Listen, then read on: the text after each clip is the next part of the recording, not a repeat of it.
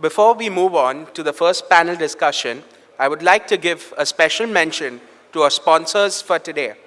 Our platinum sponsor, BSE Investor Protection Fund, our gold sponsor, Birla Sun Life Mutual Fund, SBI Mutual Fund, National Payments Corporation of India, our silver sponsor, Reliance Capital, the co-organizers, ICSI, NJ Invest India, Asitsi Mehta Investment Intermediaries, Sher Khan, BSE Brokers Forum, Antique Stock Broking, Network FP, and SMC.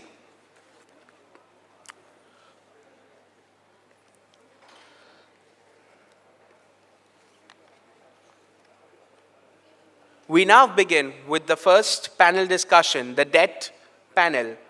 The moderator for this panel discussion is Mr. Navneet Manot, the Executive Director and CIO, SBI Funds Management Private Limited. Mr. Manot is he's responsible for overseeing assets of close to 72,000 crores across various asset classes. He has 20 years experience in the financial markets. Before joining SBI, he worked with Morgan Stanley Investment Management and Birla Sun Life Asset Management Company. He has done his post-graduation in accountancy and business statistics and is also a chartered accountant. He is a charter holder of the Chartered Financial Analyst Institute, the CFA, and the Chartered Alternative Analyst Institute, the CAIA. He has also done FRM and is a member of the Global Association of Risk Professionals. I now welcome Mr. Manot on the podium. The speakers for today's panel, we have Mr. Anant Narayan. Mr. Anant Narayan has over 21 years' experience in the banking industry. He's the regional head of financial markets in SCB. He has a responsibility for business strategy, performance, and people for financial markets across South Asia. Prior to Standard Chartered Bank, he was with Citibank in Mumbai till 2005 as the director and the head of FICC Trading. He's a director on the boards of Fixed Income Money Market and Dealers Association, Standard Securities Limited, and CDSL. He holds a BTech Engineering from the Indian Institute of Technology, Bombay, and an MBA from the Indian Institute of Management, Lucknow. I welcome Mr. Anant on the stage. The next speaker is Dr. Rupa Nitsure. Dr. Rupa Nitsure has taken charge as Group Chief Economist in L&T Financial Services in 2015. Before that, she was a Chief Economist and General Manager at Bank of Baroda. She has also tracked macroeconomic and financial data and policy and provided policy briefs to top management and other departments like strategic planning, credit operations, treasury, risk management, and internal operations of the bank. She has served as Head Investor Relations and regularly represents Bank of Baroda in several deals as well as non-deal roadshows in India, Singapore, Hong Kong, UK, and US. She holds a MA in Economics and a PhD Macroeconomic Modeling from Gokhale Institute of Politics and Economics, Pune. We welcome Dr. Rupa Nitsure. Welcome, ma'am.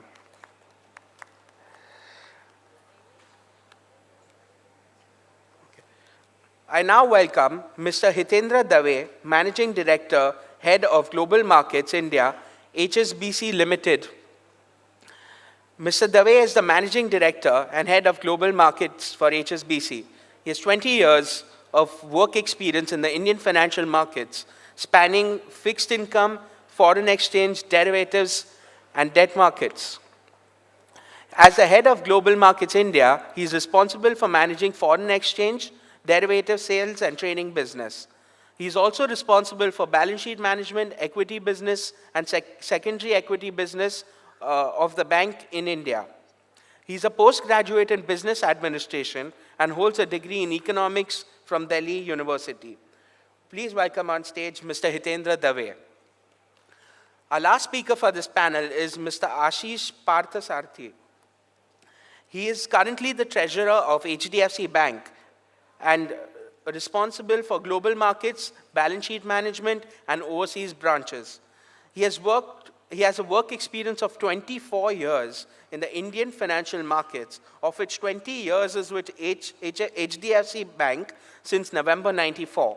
He holds a BE in National Institute of Technology, Karnataka, and a PGDM from Indian Institute of Management, Bangalore. So I welcome Mr. Ashish Parthasarthi. A big hand to all our panelists. Over to you, Mr. Navneet Munot.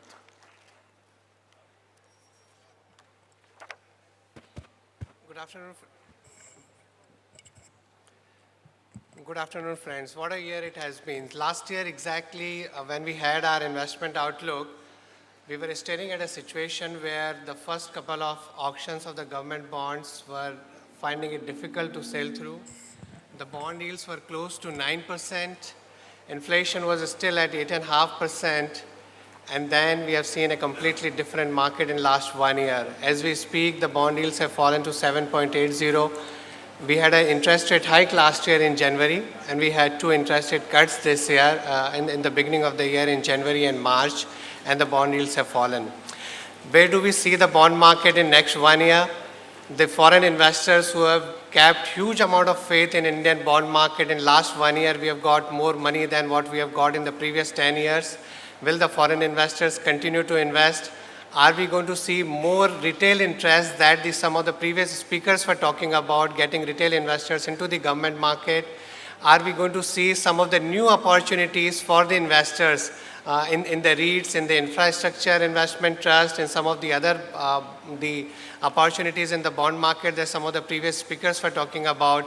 To answer, I've got an excellent set of panelists with me, an economist and 3 outstanding bankers with a perspective not only on the Indian market but the global markets as well. To start with, I'll ask my friend Ashish. We have seen 2 interest rate cuts, but of course the markets are forward-looking. But the bond market, the 10-year bond yield was, I think, around 7.80 or so in the beginning of January. And we have seen 2 interest rate cuts by the RBI. In the last policy, as he mentioned, that the transmission hasn't happened fully, and probably he wants to see some more transmission of the previous rate cuts happening before we look at the next set of rate cuts. Where do you think the bond market heading in next couple of months? Also, how do you see the trajectory for the monetary policy going forward? Thanks, Navneet. See, as you said, we've had 2 rate cuts. The bond yields have actually moved by maybe 100 to 120 basis points over the last 12 months. So at this point in time, it looks more like that, yes, we have had a big move, a large move has happened, and there is some amount of time where we will see the markets consolidating. Because immediately after such a large move, I don't see the moves continuing in a very short time frame.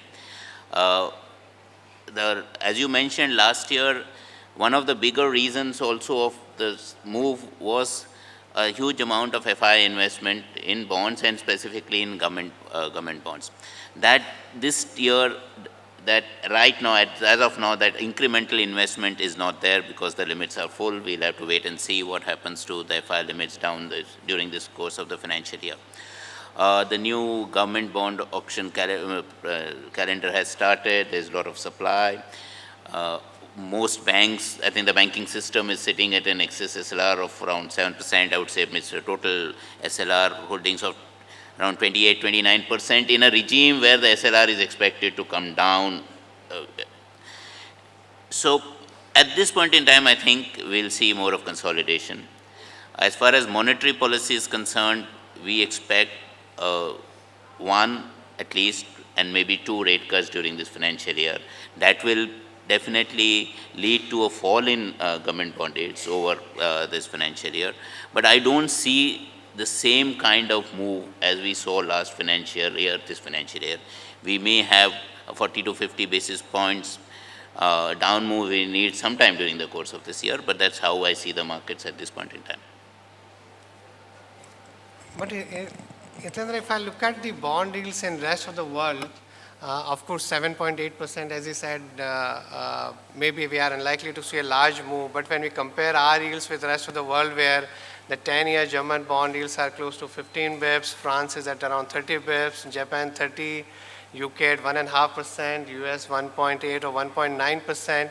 Isn't it that Indian yields are so high that foreign investors would continue to find attractive opportunity in the Indian bond market and flows would continue? Why I'm asking is that in the last few days we have seen some bit of selling by the foreign investors. That has also impacted the sentiments. But what's your view on that? So I think subject to availability of access or quota, I think it is almost without any doubt that Indian fixed income market, if you're sitting in New York or if you're sitting in London or Hong Kong or Singapore, where the cost of funding is as low as it is, and the yields, as you mentioned, is sub 8% plus minus, it is possibly one of the most attractive fixed income markets in the world. Not only because your nominal yield is much higher, and not only because the funding cost outside India is much, much lower, it's also because if you are sitting outside India, or for any investor, especially in fixed income, I think much of the audience here might have a stronger equity background than a fixed income background. But when you invest in the fixed income bonds of another country, the number one thing you want to be certain about is the exchange rate direction, because that can really wipe out the little bit of accrual that otherwise you would gain. I think on that part, broad consensus is that there is nothing which can shock the exchange rate market right now. If at all we are depreciating, it is because the central bank is sort of orderly managing it in such a way. So that box gets ticked. The other thing you look for is in terms of which way are you headed from an inflation trajectory perspective. And again, I think it is, we have seen inflation come off from double digit in 2013, high single digit in 2014, to where we are currently 5 plus minus. And all leading indicators seem to suggest that moderation in inflation is a continuing phenomenon, partly reflecting the weakness of demand, partly reflecting actually some good work done by the new government on the supply side of the food products, and partly reflecting international commodity prices. So the second box on inflation side gets ticked. Third is bond market liquidity. I think our bond market is reasonably liquid, so people can come in and leave for $1 billion without having significant impact cost, which is not something a lot of other emerging markets can talk of or boast of. So all the boxes get ticked. If the access were to be opened up, or the quota were to be opened up, I have absolutely no doubt that whatever was bought last year, a similar amount we can see this year.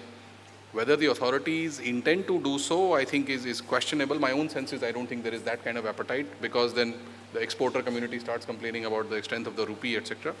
So, I mean, to take forward from where Ashish was saying, I think if we have to have a sustained interest in the fixed income market, it really will depend on a lot of people in our country, and including a lot of people sitting in this hall, whether they find that asset class good enough to be able to talk to their end investors and convince them that yes, you buy something in gold, something in real estate, something in equities, but there is this asset class which over a 3 to 5 year period can give you double-digit kind of returns on a relatively low-risk basis. So I think that's where it will be coming from.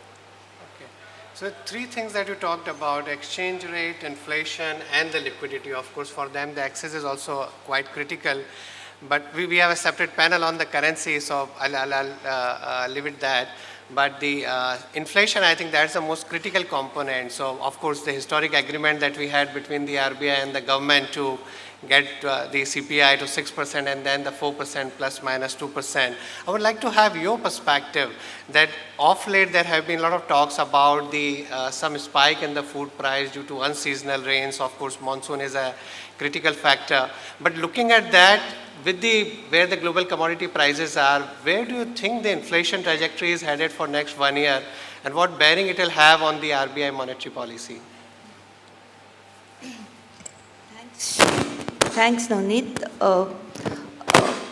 There is no doubt that because of the steady easing in core inflation, as he said, on the loss of pricing power by manufacturing firms, inflation is definitely headed southwards. But we also have to recognize that food inflation is the most notorious component of the overall inflation trajectory. And recent unseasonal winter rains, hailstorms, they have damaged around 30% of winter crop, rabi crop. We have sufficient reservoirs of cereals, that it wheat and rice, but when it comes to other sensitive items like vegetables, fruits, or edible oils, I think they have huge potential to create inflationary impulses. And that's why I think Reserve Bank will adopt wait and watch approach. Another thing is that we have received conflicting views from two weather forecasters. The official forecaster says that, we may have below normal monsoon, but the private forecaster, SkyMet, says that we may have normal monsoon. But there are, some global credible forecasting agencies like Australian Commonwealth Bureau of Meteorology. They are saying that El Nino conditions are developing for the whole Asia Pacific region. And if that happens, then India definitely will be vulnerable to that shock. So whenever there is uncertainty about the monsoon, inflationary expectations also, get firmed up, and Reserve Bank of India as a central monetary authority has to anchor them. So I think they will go on rate easing cycle despite the fact that industrial slowdown is quite acute and, core inflation is steadily coming down.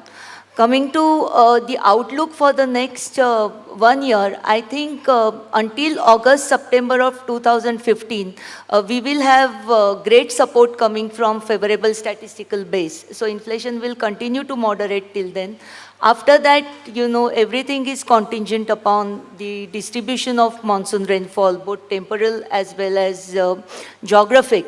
But I think the year-end forecast of Reserve Bank of India at 5.8% looks quite credible at the current juncture.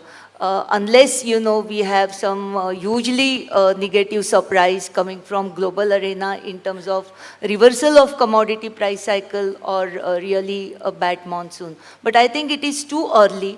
Given that, I feel, we can expect one more rate cut, but I'm not confident about two more rate cuts. And that also RBI will try to front load, before June. Because after that it will become a bit more difficult for them because they have already entered into, they have formalized the inflation targeting framework. Yeah, thanks. So you're saying one more rate cut before June or Yes. in the June policy? Yeah, even, because they have been doing it in between the two policy reviews. So in the interim period also it can happen. But I have a feeling that if it happens, it will happen before the onset of monsoon. And nothing after that? It looks difficult, if you go by the current trends. Yeah. Do you share that view, Anand?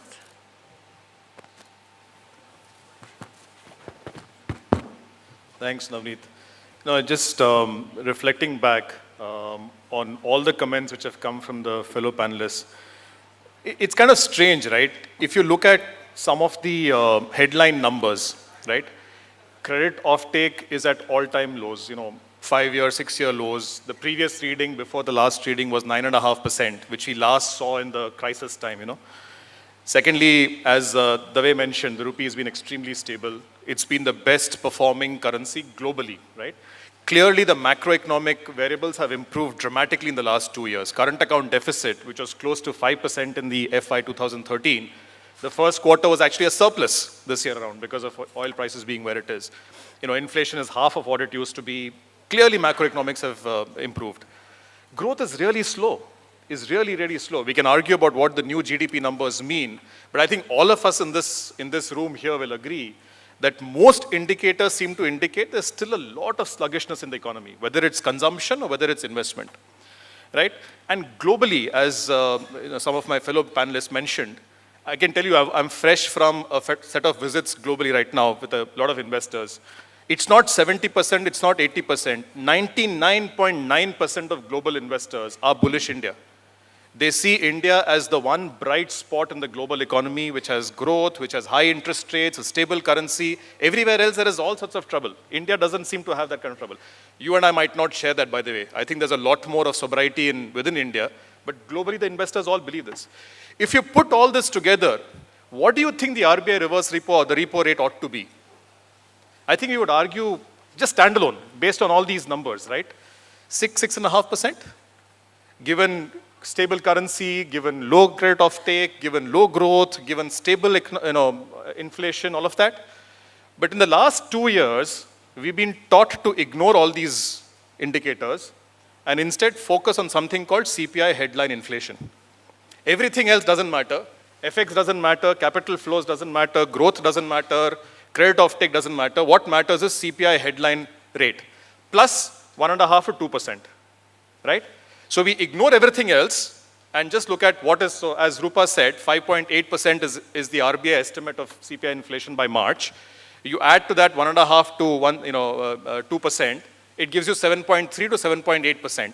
And we are at a repo rate currently of 7.5%. So where is the room to cut, right? So it's kind of a tale of two worlds.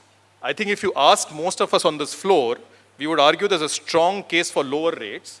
But because now we are sort of inured to this new formula of a monochromatic, blinkered, approach towards headline CPI, we think, no, CPI can't, we can't cut rates. Because you know what? Monsoon might be bad, because MSPs might to go up, because, Swaminathan committee says you have to increase MSPs dramatically. So who the hell knows? 44% of CPI is food. Can monetary policy control that? Can you and I control that? We can't. So, I think it's a tale of two worlds. I think there is a strong case for lower rates, both for consumption and particularly for investment. Having said that, the reality, I agree with Ashish, I think, and with practically what everybody else has said. I think given the current framework, lower rates doesn't seem possible unless we see a dramatic change in some of the underlying commodity prices, or if, food inflation continues to come down, and therefore we structurally change 5.8% estimate to, let's say, 5.5 or 5%. Which frankly you and I can't take a call on right now. At the moment it looks like where we are. So that means markets are likely to move in this maybe a range of 25 to 50 basis points for next couple of months. You believe that? Yeah, quite likely. I think, 50 also is a large move. We have seen markets so stable. Most markets are so stable, and this promises to be another stable market for some time to come. But if I take from Anant and everybody else that if RBI sticks to that 4% over a period of time, that target, then logically interest rates have to be much lower. As you mentioned that, should we be not at 6%?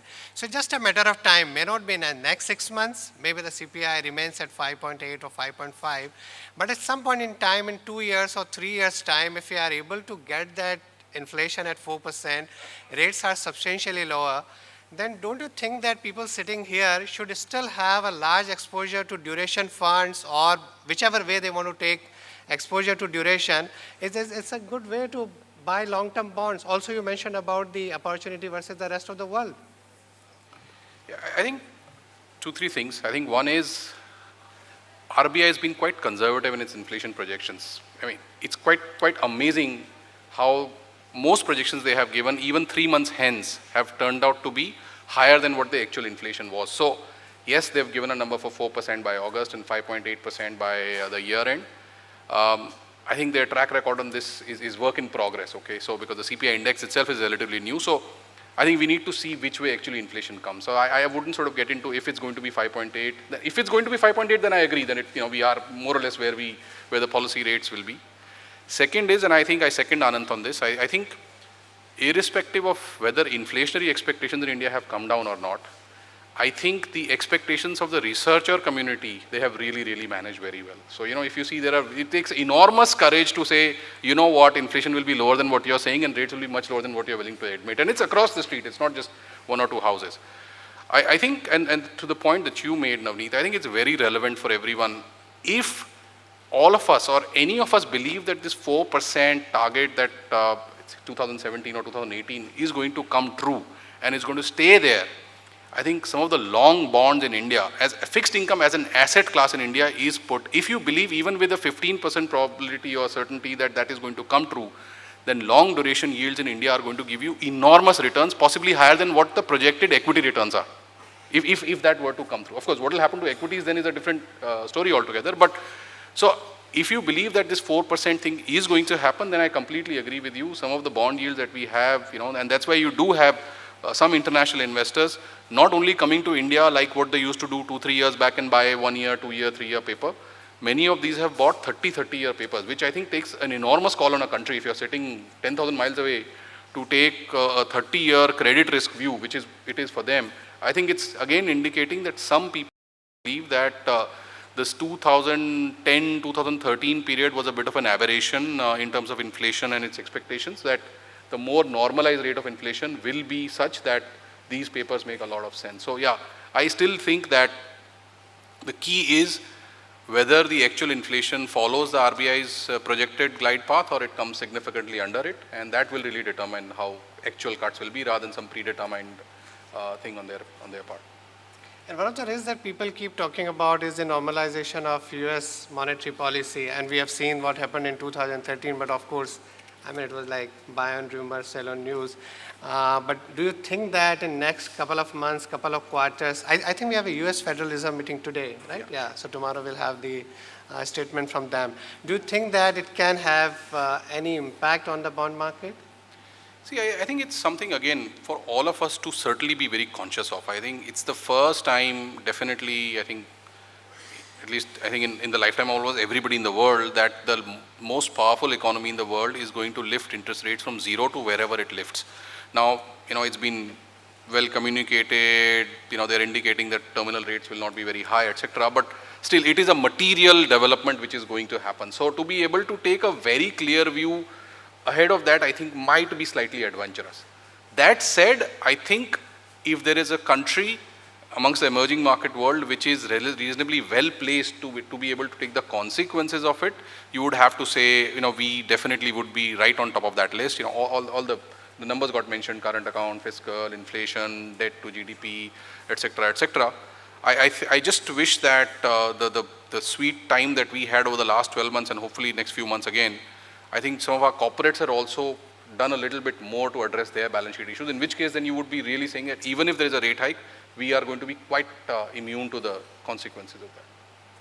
The another aspect where Ashish and Anand can throw some light in terms of the overall demand and supply. So on one side, the government borrowing program that we have, you mentioned that the banks have the excess SLR, but of course looking at the credit growth today, I'm sure that they would be more than a willing buyer this year. Also, I think some of the changes that are happening in the whole investment pattern by the EPFO, how it can impact the government bond demand and supply, and the other factors that can impact the overall liquidity. Both Ashish and Anand, if you have views on that.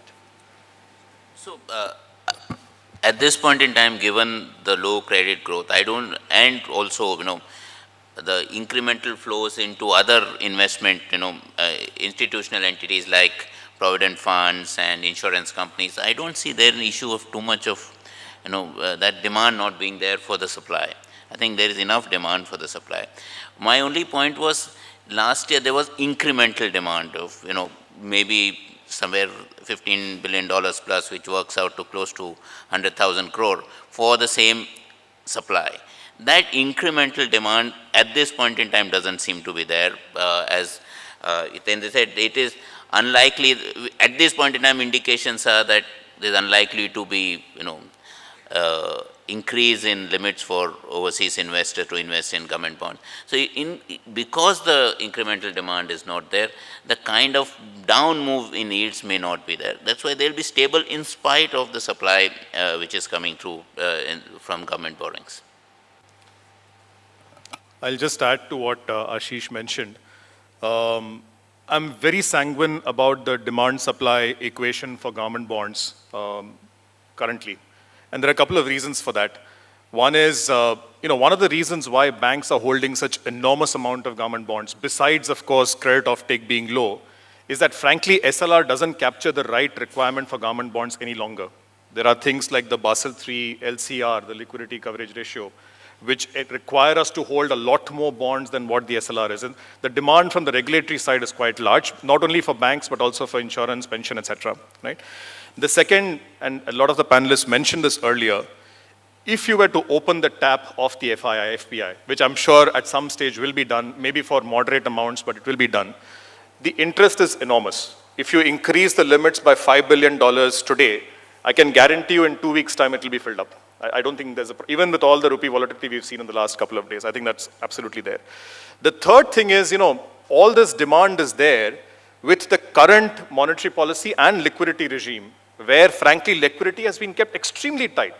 The system even today operates, all of us banks here, open the day short on CRR. And then we have to go and do repos in the market or approach the RBI LAF to actually meet our CRR. Now imagine if the system was to turn turtle and go excess on liquidity. Your deposit growth would be a lot more, and frankly the demand for bonds could be a lot more. So I think the capacity of the system to increase the demand to meet the supply is enormous right now, so therefore there's no real issue as such. There are vulnerabilities though, and I'll just add to what Hitendra mentioned earlier. On the Fed, for instance, if there was an event like the Fed, what really are the things which sometimes worry us? One is the enormous amount of positioning into the country. I think across FIIs and domestic participants, and this is probably a matter of discussion for the FX panel, enormous amount of long rupee, short foreign currency positions have been built up over the last 15 months. So if you have a shock and if you have a sudden flight of money going out, the only person who can bridge that gap is RBI, and that becomes a big question mark, right? The second thing is we must remember, unlike equities, India debt does not figure on any index, which means the entire $40 billion of debt FII flows which have come in are actually outside of benchmarks. Now, that's not a good situation to be in. If you have a global situation where there is a crisis of any kind, the first thing which a fund manager will do is move away from non-benchmark towards benchmark. And that brings us in a kind of a vulnerable situation. So this discussion that we sometimes have about the need for the index inclusion is a little wider than just the narrow point about getting in incremental flows. Now, the third thing I would worry about is, frankly, if Fed interest rates hike happen, I don't think it's a big issue. What I would worry about is if the dollar curve was to steepen by itself. Going up to 1.5% on the overnight Feds over 3-4 years is fine, not really a problem. But if the curve was to steepen, then frankly the attractiveness of other markets vis-a-vis India could increase dramatically. Spreads would increase, the absolute yields would increase. Those are things I think that we need to worry about and keep in mind. Any other vulnerability, Rupa, that you think? So everybody, one of the important aspects is that if we can get to that 4% CPI over a period of time, it could be an interesting asset class to look at. The another aspect would be on the fiscal side. It's also critical that over a period of time we remain on the firm path of fiscal consolidation. If the government borrowing program goes down as a percentage of GDP, that would be very critical. That gives you the recent budget and the measures that the government has given gives you a confidence that over the next couple of years, fiscal deficit actually comes down at a consolidated level, which can make this asset class so attractive that bond yields go down by, let's say, 100, 200, 300 basis points? No, if we take into account all kinds of vulnerabilities, then I'm not so bullish about it, because we all have seen that, as somebody said, RBI is very conservative. But you see, they also have to think in terms of financial sector stability.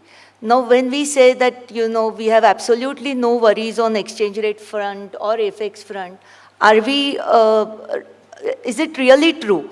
Because we all know that in terms of real effective exchange rate, even when rupee is around 62.50, the latest estimate of its fair value undertaken by ICRIER says that it is overvalued by 7 to 8%. And this is done by taking into account not just the inflation differential, but also the productivity differential. Point is that India today has $120 billion worth of forex exposure by corporates, which is unhedged. If tomorrow, if Fed starts raising interest rates, and if there is any speculative attack on the currency, I think the spillover effects on emerging markets economies in general, but India in particular, are going to be enormous. We cannot take too much of comfort from forex reserves because 34 billion of it is in the form of NRI deposits, which we had attracted post, the speculative attack in 2013 because of the RBI swap facility. Most of the, as Ashish had said, most of the fund flows last year had entered into debt market rather than equity market. If interest rate differential leads to any kind of capital reversal, there is increased possibility that, debt from debt instruments, some of the outflows can take place. Secondly, our exports have been continuously contracting. Last year, around April-May period, they were in the double-digit growth level. Now they are, contracting every month by 14%, 15%. Last month, it was 21%. So the most stable components of forex reserves, the export earnings and FDI, both have weakened considerably. So we have to speak in terms of the quality of, forex reserves rather than take comfort from quantity. Secondly, even if RBI, say, reduces interest rates by 50 bips or 75 bips, I'm very skeptical whether the transmission will really happen in credit markets. Because we all know that there have been lot of contrary signals in the system.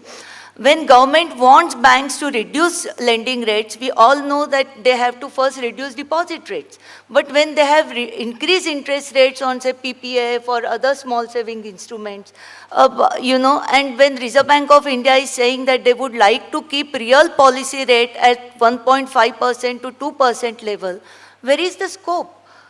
I don't think banks are today in a position to reduce base rates, significantly to give stimulus to investment sentiment. Also, they have to factor in the risk premium in their calculation. Secondly, we have a regulator which is asking them to be extremely conscious about the ALM management. Most of the retail term deposits, they are in the bucket of 1 to 3 years.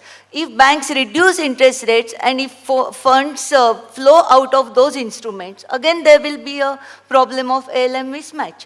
So point is that we have to understand the structural rigidities. There is no denying of the fact that economic slowdown is very acute. But whether, and now coming to your question on fiscal consolidation, I think lot of measures government has already taken in removing regulatory hurdles. But, the real roadblock today is funding gap. Because we know that, all 72% of the banking industry is in the state-owned segment and they are reeling under the pressures of stressed assets, both NPAs, restructured loans, which are 12% of, their loan books today. The government is not funding them with capital infusion. So, for infrastructure sector, we have very limited avenues left. So even if government achieves fiscal consolidation or removes all subsidies, how much they will release? 2% of GDP. That will take care not even, 80% of the requirements. The most recent requirement for infrastructure funding is 26 lakh crore or, rupees 26 trillion for the next 5 years. So I think that is going to be the real issue. It's not the interest rate reduction. We have to think more in terms of, improving the avenues of financing for various growth projects, especially in the infrastructure space. So will it change your very bullish view over a longer term that the sheer demand for funds in India could be so high that even if the government reduces the fiscal deficit, but the amount of money that we need to put in for building the infrastructure, that there would be a limited scope for rates going down? Of course, today we have a situation where the credit growth, as Anand mentioned, is probably at 20 or 30-year lowest point, but at some point in time that will pick up. Will that change your view? In fact, I was just thinking that the amount of time we ended up spending on currency, Dinaben next year will think of merging the currency and the bond panel because the markets have got so interlinked. I think quite a few things here. So I've always been puzzled by comments, including from my own team, when they say, oh, deposit rates go too low, the money will leave the banking system. Where will it go? In deposit rates are minus something in Switzerland. I'm sure Anand can tell many other markets where it's minus. Where has the money gone? I mean, the money has to remain in the system. It cannot just vanish. People, you will earn 4%. Let's say deposit rate is 4%. Rather, if you keep it at home, you'll get 0. Yes, in India, we have this very large asset price problem of land, etc., etc. But I think this has become, according to me, a theory which has got accepted as a truth by policymakers, that if deposit rates go too low, people will move away from the banking system. And I don't think there is any statistical evidence to back it. Okay, but unfortunately, like a lot of other things, this is taken to be the truth, and unless you prove it to be otherwise. So, which is a quite of a iterative equation. I think on the point of, yes, the government of India does actually crowd out everybody in the system. I think, at least, I'm sure Ashish, me and Anant are quite tired of the fact that every Friday the government of India borrows 15, 16, 17,000 crores. This is one thing in which we are actually now matching international standards. Okay, just the sheer amount of borrowing that we are doing relative to any other, size of our GDP, size of the financial system, anything like that. So, at a level, it is singularly responsible, despite the RBI's policy stance, despite the high inflation and everything, for putting a little bit of a kind of a floor on how fast yields can go down. But I take heart from the fact that actually this finance minister has repeated many times, including in parliament, that I think it is almost wrong. When we are borrowing today, when the government of India is borrowing today, it is what? It is to make sure that our LPG is priced lower than what it is, that our diesel, well, no longer diesel, but so on, whatever, so many other things that we get. And what we are saying is any kid who's born 10 years from today to 20 years from today, they are just going to be, living in indebtedness, because people of our generation really didn't want to pay full price for whatever that we should be paying, or not paying full taxes, actually, more importantly. Okay, so, but I think given that this thought has been stated officially as a policy, you get the sense that they do realize that you cannot just borrow your way through all the time. Fiscal deficit is one part of it. I think eventually they will look at various other ways of funding the fisc. You are seeing for the last 3 years, actually speaking, the borrowing by the government of India is almost unchanged at a nominal number. It's close to 600,000 crores for the last 3 years consecutively, which on a ratio basis obviously is moving favorably. Plus, I think if you do have credit pickup because growth is recovering and other factors are there, I think the point that Anant highlighted, that the system has been in tight or deficit liquidity since 2010. So this is now 5 years. I think from the time 3G auction started, I remember, I think 3G auction was 2010, which collected 100,000 crores. That's what tilted the balance from surplus to deficit. And we've been deficit since 2010. I think if you eventually, as worries about who is going to fund capex, who's going to fund infra, who's going to fund consumer borrowing, all these come through, then the liquidity modeling of the Reserve Bank of India will have to go a change. If it impinges on monetary policy, it impinges on monetary policy, but I don't think there is a way out of it, because to say that we need $200 billion a year, which is what the number, for the next, each year for the next 5-7 years, and you say, okay, of that, a very large number is going to come from outside India, is, I think we are living in la-la land. It's our country, it's our savings, it's our projects. We will have to do bulk of it. The international community will give you 10%, 20%. I don't think the tail is ever going to wag the dog. So we will have to be mindful of, so I think liquidity conditions will be moderated accordingly. Can I just add to that, Naneet, if you don't mind? I think some very good points, both from Rupa as well as from Hitendra. I think there's ample capacity for the system to give a lot more of funding, as Hitendra mentioned. If you just shift from the tight liquidity stance to a more easy stance. Just as a statistic, in the last 12 months or last 15 months, the RBI has bought close to $40 billion in the forward market, from the FX market. Now that is rupee sterilized from the local market. If you were just to unwind a bit of it, that releases an enormous amount of liquidity, which will have an impact on M2, M3, and therefore on deposits and so on and so forth, right? So there's a capacity for the system to grow, definitely. Second is, I take your point that nobody is making a case that Indian interest rates ought to be the same as Europe or Switzerland or US or whatever. We are a growing economy. We want interest rates to be higher here as a measure of interest rate, of growth differential, inflation differential, all of those things. All we are saying is maybe there's a room and a scope for rates to come down in order to facilitate both consumption and, more importantly, investment, right? And that's an important point. On investment, we always hear people saying, no, hang on. Investment is fiscal, it is land acquisition, it is coal, it is a multiple set of things, nothing to do with interest rate policy. Largely right, but I wouldn't say it's nothing to do with interest rate policy. I can give you an example, and the point you made, Navneet, about FX and interest rate markets being, closely linked. I was at a conference recently where a whole bunch of people investing into infrastructure were complaining to a prominent civil servant that interest rates are too high, now what do we do? I can't borrow at an IRRs don't make sense if I have to borrow at 12% and invest in a fresh factory. Do you know what the answer given was in public fora? It was borrow in dollars at 5%, leave it unhedged, your interest rate comes down from 12% to 5%, rupee is going nowhere, life is fine. Now, this tells you that the intricate kind of correlation between the vulnerability that's growing in the system and the fact that interest rates are high in the country.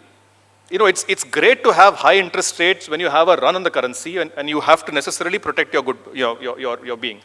But if things change, and things have changed in the last 2 years, you cannot pretend that you're still in a situation of crisis.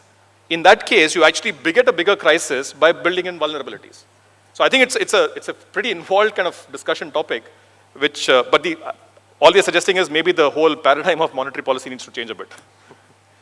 Thank you. In fact, one of the points that you mentioned that even if rates go down, where else will people go? People would put money in banks. And I've heard this from my banker friends more among the PSU banks that if we reduce the deposit rates, then a lot of deposits actually flow towards the post offices because they have a large rural base, and if you have PPF at 8%, NSC and some of the other instruments giving you 8.5%, and some of it is tax-free, then it's very difficult for the bankers to reduce the deposit rates compared to where they are. Apart from the monetary policy aspect, where the overnight rate is, but even that aspect, so you have one of the best liability franchise, a large CASA, but you share that view that unless that the entire structure is corrected, it will be difficult for the banking system to really cut deposit rates?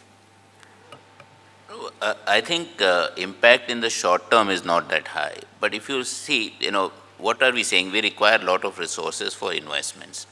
That implies that we need a reasonable amount of savings to grow. At the end of the day, the saver needs a fair rate of interest, a real rate of return.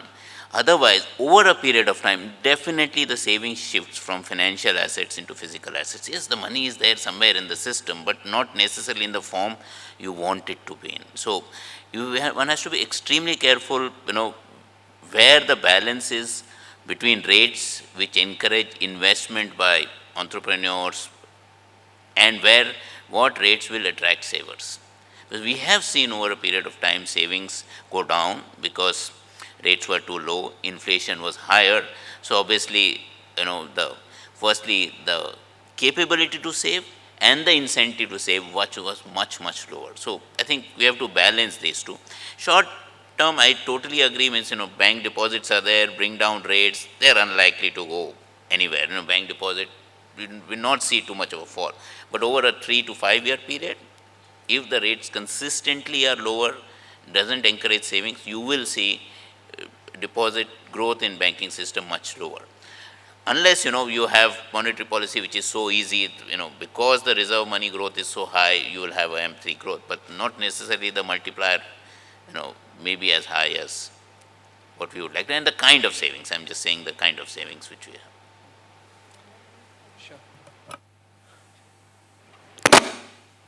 Just to add to what Ashish has said, in my experience in the banking industry for 25 years, what I've observed is that the CASA deposits, the low-cost deposits are quite interest inelastic. But retail term deposits are quite interest rate sensitive. And as he very rightly said, what matters is the residual maturity. So when they come for the rollover, that time definitely savers look at the interest rate differentials. Secondly, we keep talking about investment slowdown, but actual data shows that the decline in gross domestic savings rate has been much steeper than decline in capital formation rate. It is almost of 9 to 10 percentage points. So if we think, if we are discussing the point that we need to build up good, reservoir of our own domestic savings, then that also puts some kind of, limit, the extent to which interest rates can be lowered. Yeah, thanks. The another thing that I want to talk about within the fixed income market is the interest in the corporate bond market. Even from the retail investors, we have seen in last 2 or 3 years, a lot of money actually flowing into the so-called credit opportunities fund or short-term funds which are going down the credit rating curve. So there's a lot of interest in the AA rated, A- rated papers. On the one side, we are seeing that credit growth is very weak. On the other side, we are seeing that segment growing. Do you think that at a structural trend, just like most of the other markets in the world where investors, apart from putting money in the sovereign bonds, take large exposure to corporate bonds, or even in US, there is a junk bond market, maybe that we are at that stage where in next couple of years, we can see a significant buildup of that market, an opportunity for investors here? I think it's a very good point, and I think a lot of credit must go to the mutual fund industry for actually, exploring this new within the fixed income category, within the corporate. To congratulate me. No, but I think it's actually been, one of those things which has given consistently, I think it would be the double-digit kind of returns, really very low volatility of returns. So, and if this sort of, and this has been going on now for 3 years or so, which really makes it that it's not performed materially differently from the stock markets, where all of which, on which we all go gaga all the time. If you accumulate the returns and compound it, etc. So, and I think the greatest thing about the fixed income market, and that's why sort of, the people in this room will have a good say in that unlike other asset categories where Indians have to be pushed, I think fixed income is a naturally pull thing. I think, we all invariably want to be in fixed income. I think when fixed deposits by corporates were in place from that day to, earlier those IDBI deep discount bonds and all those, things. So there is a natural pull factor. I think now that you have institutional mechanisms to be able to channelize that money through the mutual fund industry largely, but NPS or whatever else, and you have done reasonably professional job of managing that credit risk, we haven't really had any significant issues coming out of any of those funds. So I totally agree with you, and I think, again, not just this fund, but any other fund, whether it's gilt, whether it's money market or whatever, I think the banking industry, and as representatives of the banking industry, we will have to contend with the fact that as a more knowledgeable and more smartphone kind of generation comes into the world, which quickly knows where, where to keep the money or not, capital markets and bank deposits are going to, the fungibility between these two is going to become so fine at some stage, we will not even stop realizing. So, I think, again, to the $200 billion a year question of who's going to finance, it will have to be household savings, and it will have to be through the capital market, and where all kind of industry participants will play a significant role. So this area is going to explode. Now, we don't know what the tipping point is. We've been waiting for it for quite a while. But let's hope it happens during our lifetime. That's the only note on which I'd like to end this statement. I know Anant has very interesting views. I keep reading his articles in terms of how infrastructure can be funded, probably in a far better way, which can also promote the development of the corporate bond market, where investors at large, all kinds of investors can actually participate. No, absolutely. I'll echo what Hitendra said. I think there's been a lot of progress. Things are a lot better than it was when I had a lot more of hair on my head. So clearly things have moved on the right direction. But for it to move to the next level, I think there are serious changes required in the infrastructure. Dave is absolutely right that we've not had any big accidents to speak of. Things have still been fine. But one thing which worries me a lot is the fact that we really don't have a liquid secondary market for bonds available even today. What we see is largely primary private placements. If heaven forbid something was to go wrong and people had to dump those bonds, I really don't know where it will go. Now, one thing of not having a secondary market which tells you what the true value of a bond is, also is that, especially in times like this when people are chasing yields, you could have, I'm sure it's not happening, but you could have fund managers going down the credit chain to try and get that enhanced yield, and then getting into territory which is not necessarily safe for the kind of investors that we have in mind, right? As other speakers have mentioned, we are a saving society. We inherently like fixed income instruments, but we see them as being inherently safe. कि पैसे कहीं नहीं जाएंगे. Now, that paradigm, frankly, need not be true. And we've seen that as banks. When you give loans out, you suddenly figure out that, sometimes you might have stressed, 12%, as Rupa mentioned, is the level of stressed assets. Now, for that liquidity in the corporate bond market to go up, just as it has gone in the equity markets extremely well, giving a lot of comfort to equity investors, lots of things need to happen. And these are things that we've been talking about for the last 2 decades. Unfortunately, we are still waiting for them to happen. Things like the term structure of interest rates, things like the repo and the corporate bond market actually taking off. Things like, for instance, banks being freely allowed to credit enhance bonds, particularly in infrastructure, as a means of channeling some of the savings into those kind of sectors. These things need to happen. Now, the reality also is that we've seen several new instruments come out. Like CDS was announced with much fanfare. I think we've had 2 trades so far in all of the CDS markets. We've had interest rate futures. We've had an attempt at, term structure of interest rates. But we still have a long, long way to go. And frankly, there's work to be done by participants. There's work to be done by investors and by regulators altogether before we can make that next big leap to a really developed capital markets that can support the kind of investments that we're seeking. I don't think we're ready in the current infrastructure. One or two other instruments that I want to talk about. So last year in budget, the finance minister mentioned that to keep parity in terms of the taxation structure for all kinds of fixed income instruments, the taxation for the mutual fund, the debt mutual fund was changed from 1 year to 3 years in terms of the long-term capital tax gains. And also you mentioned that no more tax-free bonds because they distort the yield curve. But a lot of people have there were a lot of demand for when the tax-free bonds of companies like IRFC and NHAI and PFC were available. In this budget, again, the government mentioned about reintroduction of the tax-free bonds, maybe the amount of money that needs to be raised. Do you think that that distorts the whole yield curve? On one side, if you give 7.5 or whatever that percent, 8% tax-free bond, 15, 20 year of AAA PSU, then how can you talk about the retailing of government bonds? Who will buy a 10-year government bond and pay tax on that? Any of you? Can I go on this one? Ashish, go ahead. Okay, I have a slightly different view on this, and it's not necessary that other panelists will agree with me. I think it's good. If you ask me personally, not as a banker, but personally, I think we have to have an incentive for investments into infrastructure over consumption. By the way, our situation is the opposite of China's situation. China has a surfeit of investments. It has all these ghost cities where nothing is happening, and it doesn't have consumption. It probably needs to feed into consumption. Our situation is just the opposite. Whether it is the inflation problem, which is a largely supply problem according to me, whether it is manufacturing and exports, whether it is just our general well-being, what we need right now is roads, ports, refrigeration, supply chain management, a whole host of infrastructure, which we don't have right now. So if you have what is economically or by textbook definition not a very elegant solution of channeling money into particular areas, as long as that area is infrastructure, I'm all for it. I would go to the extent of saying let infrastructure, particularly good viable infrastructure projects, and I don't know how to define that, let it get it at 5% for all I care. Because you know what, it'll do a lot more towards bringing down structural inflation, towards enhancing manufacturing, towards giving employment, as opposed to consumption. If it's a personal loan, if it is bank raising money to give a personal loan to buy, some personal goods, frankly, give it 10, 12%. So to that extent, I think a bit of tweaking with the academic rules is fine. Okay. Any other view on that? No, I think I totally agree with Anant. I think there needs to be incentive for investors or savers to invest in long-term, fixed income instruments. So whichever way it works, whether it's tax incentive by tax-free bonds, other tax incentive, there needs to be.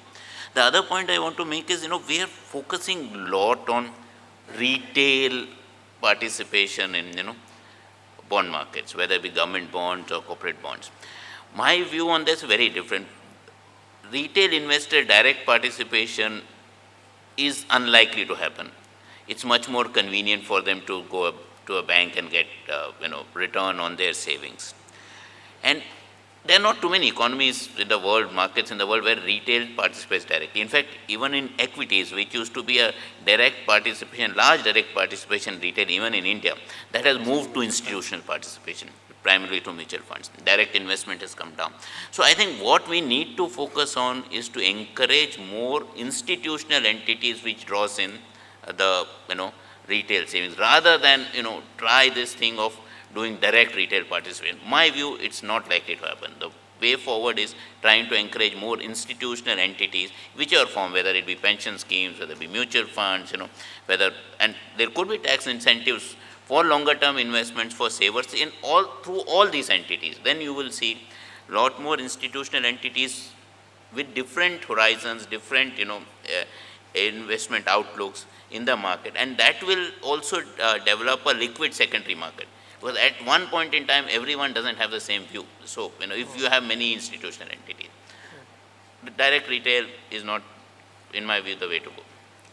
And one more instrument I want to talk about is, I think, the inflation index bond, which were launched because there were a lot of investments into gold real estate, because people want inflation beating returns, and they were looking at those physical assets and something that can actually beat inflation. Could that be a good instrument? But somehow it hasn't taken off in the current format. Any suggestion do you think that which can really make that bond more attractive for investors, whether institutional or retail investors? Globally, TIPS market is very big. Sure, yeah. No, I think just before that, I think, to IMC and to BSE, I think it's work to be done. Actually speaking, we had tried to send something to the government about 4-5 years back about incentives for savers. What is the spectrum done around the world? Let's just, because we, and maybe it is what Anant is saying is right, or maybe tax-free bonds are right, but you need to, see emerging markets, developed markets, China, Japan, US, UK, Asia.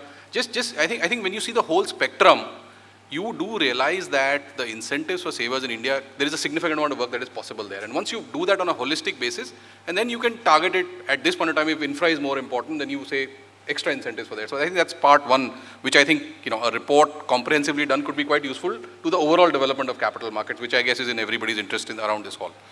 I think on the inflation index bonds, again, to come to the whole debate of which way inflation is headed, I think we should actually do a survey of some, 10,000 reasonably affluent people, middle class people, whatever, that, okay, I give you CPI plus 200 basis points, will you buy this bond or not? And I think if there aren't enough buyers, that itself tells you the inflationary expectations.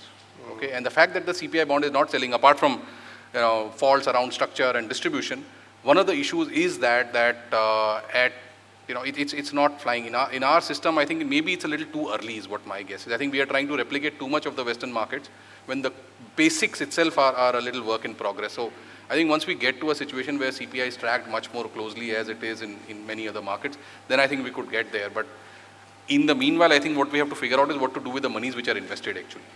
That's the bigger issue, because you have monies invested, there is no liquidity, WPI right now is minus. Now, the investors therefore are getting next to nothing. So what happens? What happens to those people?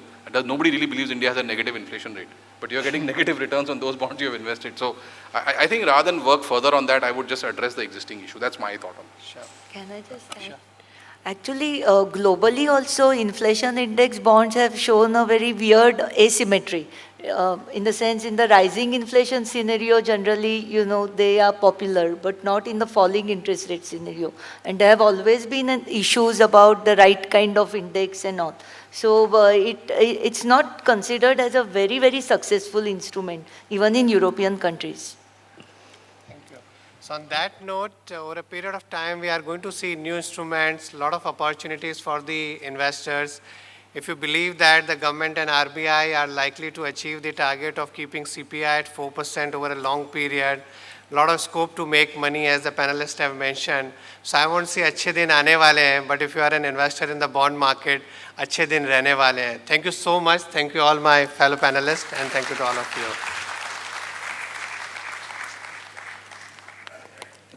Thank you, all of you.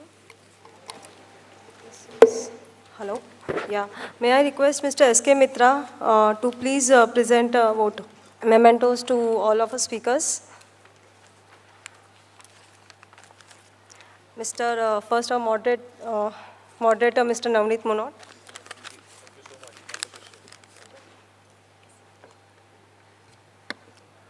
Mr. Navneet Munot.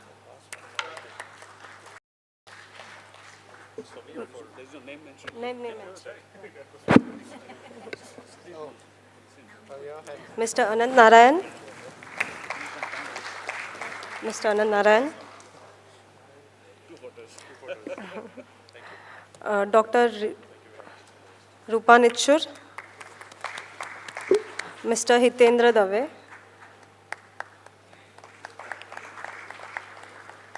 Mr. Ashish Pathasati. Mr. Hitendra Dave. Mr. Ashish Pathasati.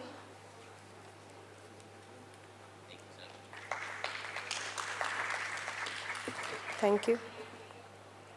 Group photo.